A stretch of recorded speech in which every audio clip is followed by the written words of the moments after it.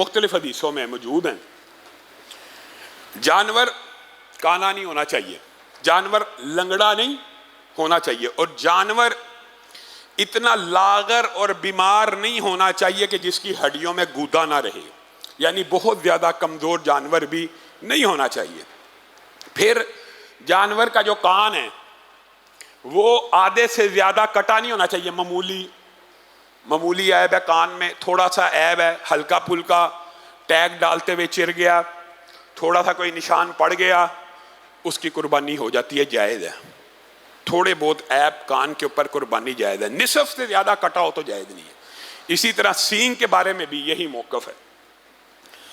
ان عیوب سے پہلے جو معاشرے میں غلط العام ہے وہ یہ ہے، لا تذبحوا الا مسنہ کی جو حدیث ہے اس کو اگنور کر دیا جاتا ہے. رسول اللہ صلی اللہ علیہ وسلم نے فرمایا نہ تم قربانی کرو، نہ تم ذبح کرو مگر دو دانت کے.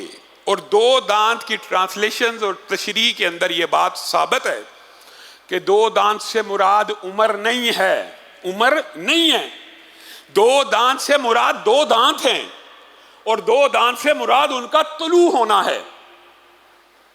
یہاں پہ ہمارے معاشرے میں بیپاری اپنا جانور بیچنے کے لیے کہتے ہیں 1 سال کا ہو گیا. بھائی حدیث میں 1 سال کا لفظ نہیں ہے، حدیث میں 2 دانت کا لفظ ہے.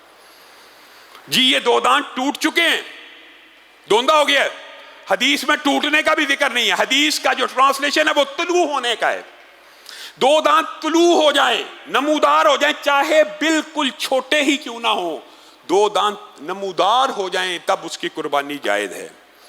یہ کہنا کہ 2 دانت کا مطلب 1 سال ہے، بکری میں 2 دانت کا مطلب گائے میں 2 سال ہے، 2 دانت کا مطلب اونٹ میں 5 سال ہے، یہ فہم باطل ہے.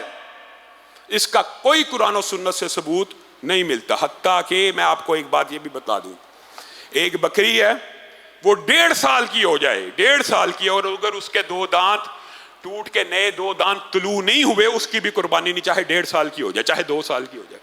کیونکہ حدیث میں لفظ مسنہ اور طلوع ہونا اور یہ سارے جو الفاظ ہیں اس بات کے اوپر دلالت کرتے ہیں کہ جانور کے 2 دانت طلوع ہو چکے ہوں، ٹوٹ چکے ہونا بھی قابل قبول نہیں ہے.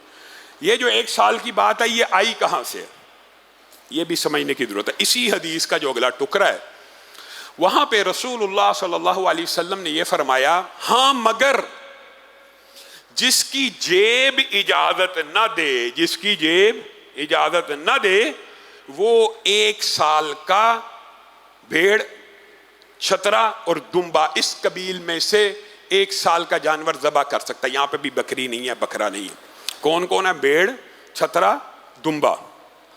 یہاں پہ 1 سال کا لفظ موجود ہے، اور بیپاری اتنے ہوشیار اور چلاک ہیں کاروباری اعتبار سے، وہ اس 1 سال کے ٹرانسلیشن کو کیا کہتے ہیں، 6 مہینے کا ہو گیا لگ جاتا ہے. 6 مہینے کا جانور قربانی کے لیے بھیڑ ہو، چھترا ہو، دمبا ہو نہیں لگتا. چھترا، بھیڑ اور دمبے کے لیے بھی شرط کیا ہے 1 سال کا ہو، اور آپ کو یقین ہو یہ بندہ جھوٹ نہیں بول رہا، سچ بول رہا ہے، پھر 1 سال کا کرنا ہے. تو اس وہم اور شک سے بچنے کے لیے وہ بھی نہیں کرنا چاہیے. وجہ سن لیں، وجہ یہ ہے کہ یہاں پہ جو 1 سال کی اجازت دی گئی ہے وہ کس چیز کے ساتھ مشروط کی گئی ہے؟ اگر جیب اجازت نہ دے، اور آپ حیران رہ جائیں گے یہ جو 1 سال کے چھترے بیچ رہے ہوتے ہیں ان کی قیمت 50-60 ہزار ہوتی ہے، اور دوندا بکرا نارمل کمزور یا چھترا 30-40 ہزار کا مل رہا ہوتا. تو مارکیٹ میں اگر 30-40 ہزار کا جانور دوندا اویلیبل ہے تو 60 ہزار کا 1 سال کا قربانی پہ نہیں لگتا. آپ 60-70 ہزار کا 1 سال کا جانور لے کے آئیں کہ رسول اللہ نے اجازت دی ہے. بھائی رسول اللہ نے اس بندے کو اجازت دی ہے جس کی جیب اجازت نہیں دیتی تھی. تیری جیب تو دوندا خریدنے کے قابل ہے. اب یہاں پہ یہ بات بھی سمجھ لیجئے کہ 2 دانت سے مراد کم از کم ہے. اس کا مطلب یہ ہے کہ 2 دانتا ہو تو 4 دانت والا بل اولا جائز ہے، 6 دانت والا بل اولا جائز ہے، 8 دانت والا بل اولا جائز ہے. بعض ظاہریوں نے یہ شاذ موقف ہے کہ اس 2 دانت سے صرف 2 دانت مراد لیا. مراد کم از کم عمر کی حد ہے، اور جتنا بڑا ہوگا وہ اس سے 2 دانت سے اوپر سارے جانور مسنون ہے، جائز ہے، قربانی کے لیے حلال ہے.